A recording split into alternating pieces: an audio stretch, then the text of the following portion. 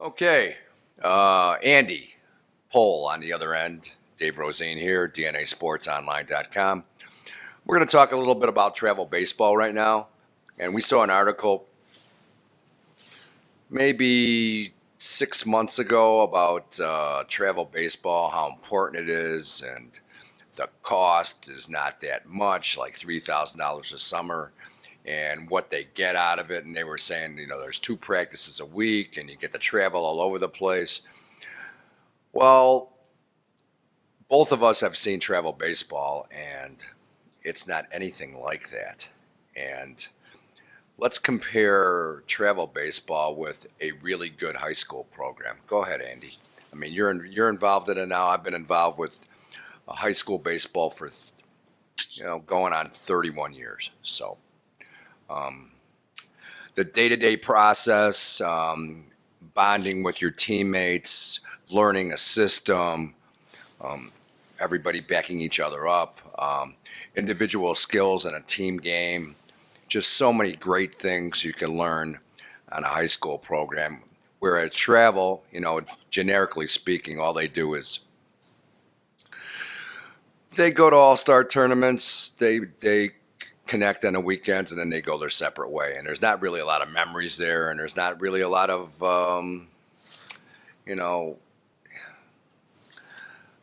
teaching or coaching going on. So can you add something to that for us? Well, I think there's you talk about not a lot of teaching and coaching going on, and that unfortunately, I think you can run a travel program if you do it correctly, and you do have a lot of that teaching and learning going on in a travel program if you wanted to run it the right way. But unfortunately, we're not seeing that. We're seeing these travel programs whose goal is to win, and that's what's their selling point. And the operative word there is selling, because they're trying to sell this idea of going to as many tournaments as they can and winning as much as they can. And when a coach has that as their priority as a travel program, what they're doing is they're just bringing in the best talent they possibly can. So it's a situation where if you don't like your shortstop, I'm not going to spend the time to develop him. I'm just going to go out and find a better one. And so, what happens is that, you get a lot of kids that just don't get that proper teaching and coaching coming up through that system. But going back to my original point, when you talk about these travel programs trying to sell it, and that's really what they're doing, it's for profit. It's don't let, any travel organization fool you that they're in the business. The top priority is to make money. And if Well, they're the not operative word is business, and making and right. they don't really care. We were working out today, and one of our pitchers is really sore because a travel coach, and this is like they had to stop they had to stop being involved with high school players last week. This guy's arm is still sore because they burn out pitchers, and they don't care, because if this pitcher is burned out, like you said, they'll just get somebody else to pitch, and and somebody else, if they have a reputation, they'll pay the fee. Right. And we're kind of, as high school coaches, Dave, we're just kind of left to hold the bag in those situations where, for us, we got to work with everyone that comes through our door, and we just don't have the luxury to say, well, we don't like our pitching staff, I'm just going to go out and recruit more pitchers. Now, granted, I guess maybe some Catholic schools and some other private schools might be able to, adopt that philosophy, but as a public league program like you and I are both in, we get, and we have to, we have to coach up all the players that walk through the door. But We develop them, and then they take them, and that's an insult to a lot of coaches. And quite frankly, it's an insult to me. I mean, we've recommended kids to travel programs that we think will be best suited for the kid and help the kid and basically help us, but it's always backfired. I mean, it's just, Mike Krzyzewski said the high school coach used to be the focus of every high school kid, and now it's what you get seduced by, which is tournaments and free equipment and travel.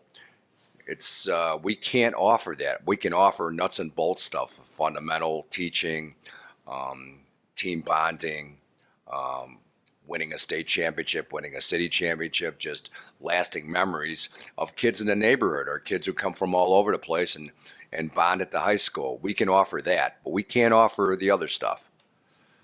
Well, and to your point, you get a lot of kids who come to expect that, right? So the kids coming in as freshmen that have played travel ball all their life, they get to the high school level and they're expecting to get 3 different uniforms and 4 different hats, and they want to go on spring break trips. And the focus is we'll slow down here. That's not our focus here.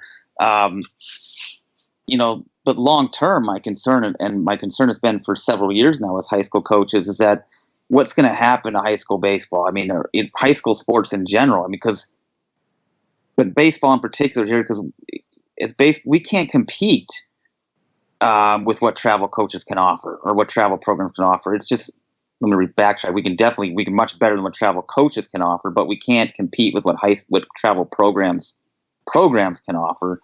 So we just don't have the money in our budgets to do all those things that travel programs have. And I'm glad we don't, because I don't want the focus to be on that. I want the focus to be, and Dave, I know you're like-minded as high school coaches.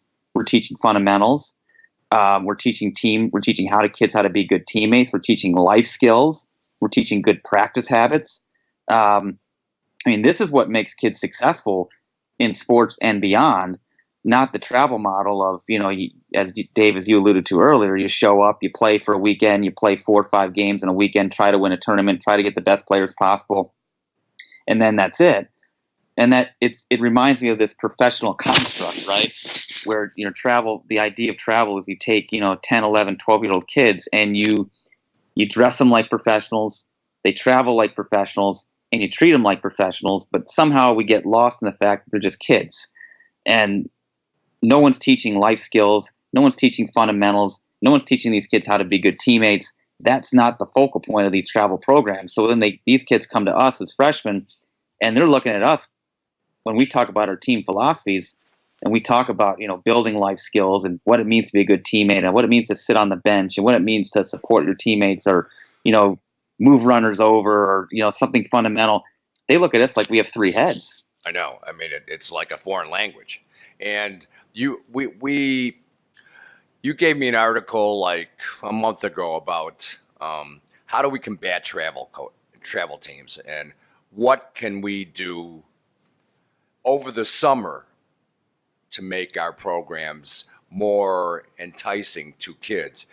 And you had that article about certification of coaches, and the only youth sport that's grown has been hockey, 4.8%. And we have to answer to our athletic directors. We have to answer to, if you're an assistant, a head coach, you have to answer to the principal. These travel coaches answer to no one. So they have the free run to do whatever they want, whether it's right or wrong. And I think I think in order for American baseball to get better, because when we get these kids, like you're saying, they're looking at us like we're speaking a foreign language. And they don't understand bunt coverages. They don't understand the right way they hit. They still think heel landing is the right way to pitch because they've never been taught. It's just like, hey, I'm going to throw the ball as hard as I can, and I get to go to New York for the weekend. I get to go to Cooperstown. Well, you're going to burn out, and that's why a lot of American baseball players, especially the middle group that you can develop. I mean, everybody knows, anybody can teach the superstars like Chris Bryant and Bryce Harper were on a travel team. Well, everybody can see that they're going to be major league players. But how about the middle ground guys that have that haven't been taught at all lately? Okay, in the past 30 years, we used to have a lot of great players, middling players that eventually bloomed and developed into college players and major league players because they got the proper coaching, and we've lost that. And what do we do about it? What you said, certification of coaches, that's a start. Yeah, you hit the nail on the head. I mean, it's, everyone likes to polish their diamonds, but no one wants to work with everybody else. And so, you have this group of travel coaches who, and in large part, not all of them, but in large part, what I've seen, they look the part, right? I mean, they have all the nice gear, they have their Oakley sunglasses on their hats, and they got the wristbands, and the coaches look the part. And maybe some of them played a little bit, maybe some of them played college baseball, or maybe some of them played a little pro ball, and they call themselves, I'm a baseball guy, and they call themselves, and these are the guys who become travel coaches, and they might have nice playing careers, and they might look the part. But that doesn't make you a good coach. And it's a playing career and an ability to coach are two separate skill sets. And I think for whatever reason in baseball, we've lost that. And these travel programs are now, they want what they call professional coaches, which is a paid coach. And usually these guys are ex-players. They played somewhere. And not saying all of them are, there's some good coaches out there, I'm sure. But a lot of these guys are just, they're out there, they look the part, they have great playing resumes, and they can't communicate to ball players, about how to teach complex skills in a way that they can understand it. They're not very well organized. They don't know how to handle parents. Knowledge and communication. That's the start of being a great coach. I mean, able to communicate what you know. Right. And, can't parents and want the best for their kids? And if they do, they would want credentialed coaches. I mean, just because you're paid doesn't mean you're good. Okay. And that article that Kelly Ahrens talked about, I mean, he talked about the difference between professional coaches and parents. Well, he didn't make any points because all he said is professional coaches are paid. Well, you have to have experience. I started from the lowest possible level.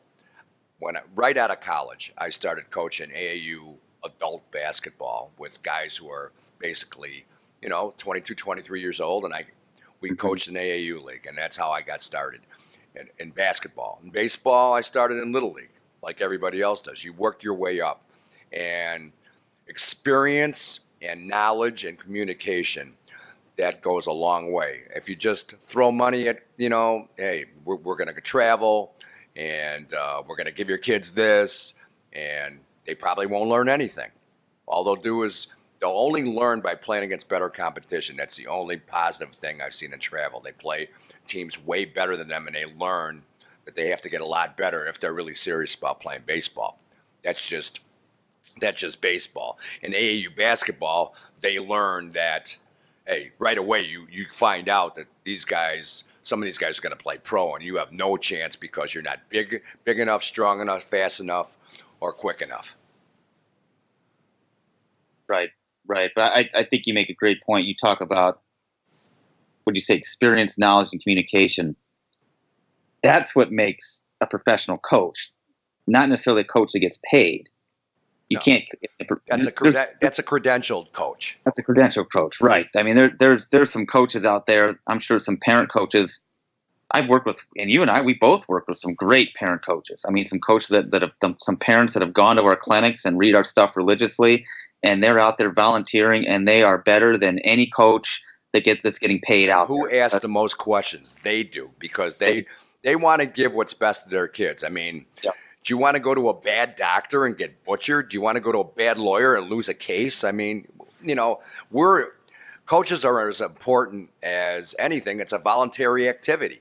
Okay, so wouldn't you want what's best for your kids? I mean, we're talking youth sports here. I mean, wouldn't you? But they get seduced by the glamour of alleged glamour, mind you, of travel sports. Well, and that's the thing. You shouldn't differentiate between a parent coach and a paid coach. It's one in this. You measure them by the same measuring stick. Can they communicate? Can they teach skills? Can they run a practice? Can they teach life skills? Can they teach baseball skills? But going back, you made a great point about USA Hockey, Dave, and USA Hockey is really the only one that gets it, because they have a central body, USA Hockey, and if you want to coach at any level of USA Hockey, even if you're a paid coach, a parent coach, a volunteer coach, even if you're a volunteer ice manager, you have to go through USA Hockey certification. And so what you have in USA Hockey, not only, Dave, you point to the fact that it's one of the only sports that's growing, one of the only youth sports that's actually growing, has shown a significant increase in participation in the last 4 or 5 years, whereas other sports are decreasing. And that should raise some eyebrows and saying, what is hockey doing that other sports aren't? But not only that, I think that the key with what USA Hockey is doing is that because they have a very strong certification program, they're actually giving parents a real choice between, do you want your kids to play travel or do you want your kids to play house? Because in baseball, the house leagues are fleeced. There's almost no such thing as a good house league in baseball anymore because all the kids are playing travel. And so it really kind of forces parents to kind of tip their hand. It's the same thing with basketball too. That's why Same thing, right? basketball, it's either the best or nothing. So Right. it's exactly the same. And that's a tough choice for parents to make, because let's say you do have that middle of the road kid who wants to play summer baseball. The house leagues are not going to get any better doing that. So, I mean, as a parent, you have to shell out $2,000, $2,500, $3,000 for your kids to play travel baseball, and not getting into all the other, scheduling conflicts that travel creates, and they're always on the road, and you have to, pay for food and gas and all. It's an inconvenience, especially when you have more than one child. It'd be nice to be able to say, you could, if you want to do travel, great. If you want to go spend $3,000 and $4,000 and travel around the country and pay X amount of dollars for the thought of that you made this, is this the best decision for you and your family? Great. But it'd be also nice to give parents, but if you don't want to do that, you can go to a really good house league, play 20 games, 25 games in a house league with a really good coach, and will develop you because they've been properly trained. And you have to pay $100 for the summer, or $100 for the summer. That's a great. That's a great counter to travel. It really is. And that's what hockey's created. Where hockey's created a system where, and I think that's really, with their certification program, it's enabled families to make a choice, and I think that's a really attractive quality. You were talking about the cost of travel baseball, and these kids, as far as basketball goes, these kids go to these camps where all these, college stars or pro stars are there, and well, especially college, it's an invitee camp, and those kids get in for nothing. Yet the other kids that show up there, they pay exorbitant amounts just to show up. They're paying to see these kids, and then they don't care. The instructors don't care anything about the kids. They care about the people they invited. So right. It's just, everything's out of whack. Everything's distorted. And, it just, you can tell, it's just, there needs to be a whole re-examination of what's going on now in youth sports, high school sports, youth sports, whatever. It's not balanced. Yeah, we've lost the focus clearly. I think we're trying to get these kids to specialize too early, and we're trying to get them to. We're treating them. Well, how many lessons do we used to be asked? A 6-year-old wants lessons. Right. Wants pitching lessons. We had one last week. Hey, can you give my 7-year-old a lesson on hitting? What? Yeah. What are you talking about?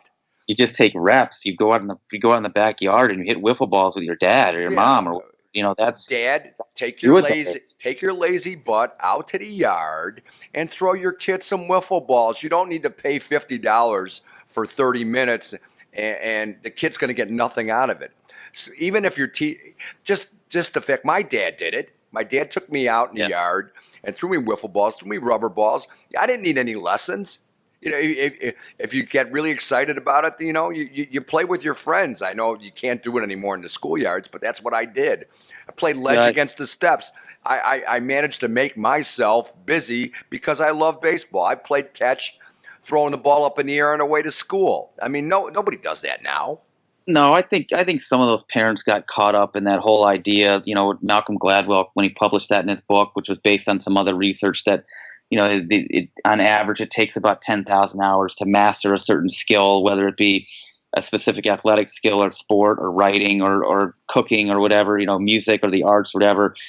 And what they missed in that whole 10,000 hours conversation, 10,000 hours target, it's not just mere quantity of putting the 10,000 hours in. I think a lot of these parents say, I got to get, if my son wants to play high school baseball, he's got to get 10,000 hours in, or wants to play college baseball. He's got 10,000 hours, and so I got to start when he's 7. It's not the adding up the numbers and the quantity of the hours. It's the quality of the hours. And you Absolutely. talk about, what if you want to, if you really want, if you look at the research of the 10,000 hours, it's not they're looking at adding up 10,000 hours. It's quality. It's really it's deliberate, specific practice where it's you're working on one very small skill, and it's really not a lot of fun involved. It's very highly focused, highly intensive, or high intensity training. You're getting consistent, immediate feedback from an instructor, but kids aren't ready for that type of training until they're 13, 14, 15. No, Anyway, they're absolutely. just trying to push it even quicker and quicker. I mean, at the age of 7, Dave, and I get these, you and I both have gotten these requests. You got to be kidding me. Their kids should be out there, playing as many sports as he can. Being a kid. How about being a kid? Riding a bike. Yeah, ride a bike, play hula hoops, do something, I mean, I don't even think there's hula hoops now, but, it's like, hey, as far as individual work goes, both at our high school, and of course you work with me, and after basketball practice, anybody who wants individual health, I stay. Like today, it was cold out. Some kids wanted help with their fielding technique, and they wanted ground balls. I stayed. All coaches have to sacrifice if you really want to be a good coach. You have to sacrifice, and when you have a family and you have to get home, it's really difficult. But to be a superior coach, you have to know every part of the game, how to develop, how to organize practice, how to execute, and game management. You have to be a guru on everything, and it takes a lot of work. It's not a part-time gig, and that's why both of us take a lot of pride in wanting to be great coaches, and that's why our jobs are consulting coaches. So, hopefully we'll get a lot of feedback out of this, and we can go on, because we would love to help coaches be better, starting with young coaches. Some kids can't play, but they want it. They love sports, and they want to go into coaching. Other coaches want to get better. They don't know the proper technique. Techniques change a lot. I know we were talking about going after a fly ball today, and I was setting away for a long time. I changed, because some ways are better. That's what you have to do.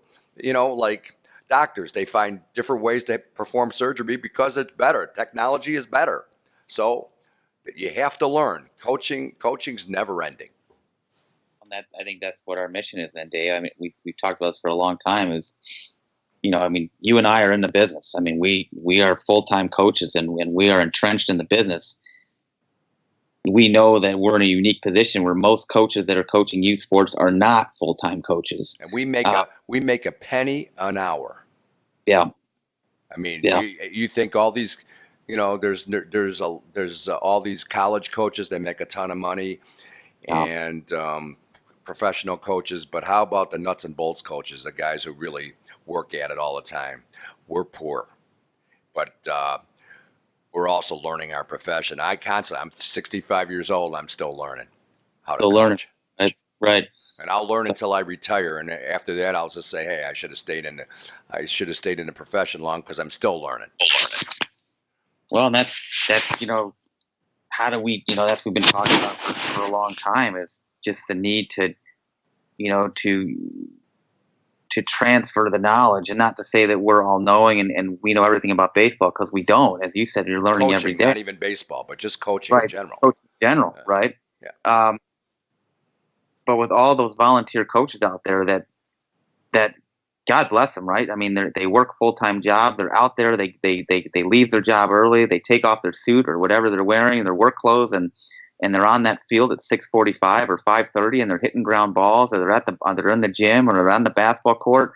I mean, these are the guys that are in the trenches that are developing our youth athletes. And there has to be a reason why youth athletes in this country are substandard, because we just guys have been doing the same thing for years. They teach the same way, and other countries have passed us by. The Dominican Republic, Venezuela, Mexico, they passed us by. And those kids, there's a lot of representatives of those in the big leagues and in the minor leagues. And it's a condemnation of coaches doing the same way. That's inefficient all the time, and Yep. we've dealt with people that just won't change. We've had board meetings. We've gone up to parks and say, hey, we can help your coaching staff. Well, we do this way, and they're so stringent and rigid about it. There's no way we can get through. And we leave those meetings shaking our head. So we have a long way to go. There's a lot to overcome. Well, and that's an example of that, just that fixed mindset that sometimes we butt up against. I would like to think, though, that if you take the greater percentage of those volunteer coaches, those youth coaches out there, they have that growth mindset. They want to get better. They want to learn. They just don't know how to do it and where to go. And I that's kind of where where we've come into play. Hey, we'll teach you. We'll provide you the resource. If you have a question and we might not know the answer, we'll find someone that has the answer. But we'll get you better. We'll get you better to the craft. I tend to think that these coaches, the majority of them are out there that are making all these sacrifices and out there and getting paid a penny an hour, like we are not getting paid at all. They want to get better. They just don't know how. You don't know what you don't know, right, Dave? And so that's where we come into play. Absolutely. That's where we come into play. And that's the end of our show for today. We're good. And we'll follow up next week or in a couple weeks with the Kevin Garnett article where he blasted AAU coaches for enabling bad behavior and not having NBA players ready. He calls players entitled and they have not earned anything on the court, and the play shows. And when you see there's only 4 or 5 really good teams in the NBA, I think Kevin Garnett's right. And when Charles Barkley calls Dwayne Wade and Draymond Green AAU babies, you know where the problem's coming from. So thanks, Andy. It was a pleasure, and we'll get back at it in a couple weeks. Have a good week of practice, Coach.